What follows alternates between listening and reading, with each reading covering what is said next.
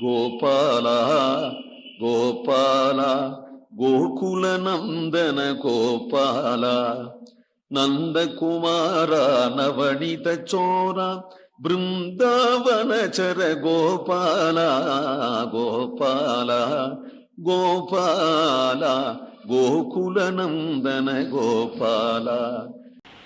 காயும் நீர் பூக்கு கடம்பேரி காளியன் தீயவனத்திரு சிலம்பார்க்க பாய்ந்தாடி வேயின் குழலூதி வித்தகனாய் நின்ற ஆயன் வந்து அப்பூச்சி காட்டுகின்றான். அம்மனே அப்பூச்சி காட்டுகின்றான். ஆச்சரியத்துல ஒரு பெரிய ஆச்சரியத்தை கண்டா அம்மா அப்படின்னும் அப்பா அப்படின்னும் ஐயையோ அப்படின்னும் ஓசைகள் கொடுப்போமே, அதுபோல ஒரு ஓசைதான் இங்க அம்மனே அம்மனேன்னு சொல்றது. அம்மனே அப்படி ஒரு பூச்சி காட்டுகின்றான் என்று. காயும் நீர் பூக்கு, காய்ந்த நீர்னா வெந்நீர், வெந்நீராக ஆயெடுத்து யமுனை.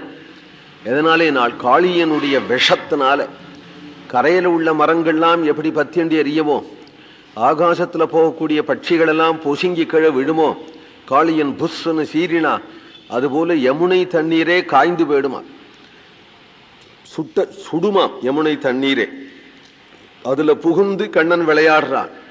கண்ணனை என்ன பண்ணிவிட, கடம்பேரி, கரையில் உள்ள கடம்புன கதம்ப மரம், கதம்ப மரத்தில் ஏறி அந்த காளியன் மடுவல குதிச்சு விளையாடும் பொழுது காளியன் தீய பணத்திற் சிலம்பு ஆர்க்க பாய்ந்து ஆடி அவனுடைய 100 தலைகள், அது தீய பணம், விஷத்தை கக்கும்படியான பணம், படம், பாம்பனுடைய படம் 100லையும் சிலம்பு ஆர்க்க திருவடியில அணிந்திருக்கக்கூடிய சிலம்பு திமி திமி திமிமிதி பதகிருத நடனான் ஜல் ஜல் ஜல் என்று ஒலிப்ப பாய்ந்து பாய்ந்து 100 தலையிலையும் ஆடி வேயின் குழலூதி. அப்போ ஒரு வேணுகானம் பண்றானா.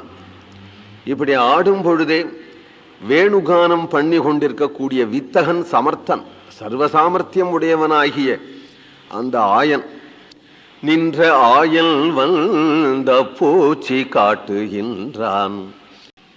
கோவிந்தநாம சங்கீர்த்தனம்.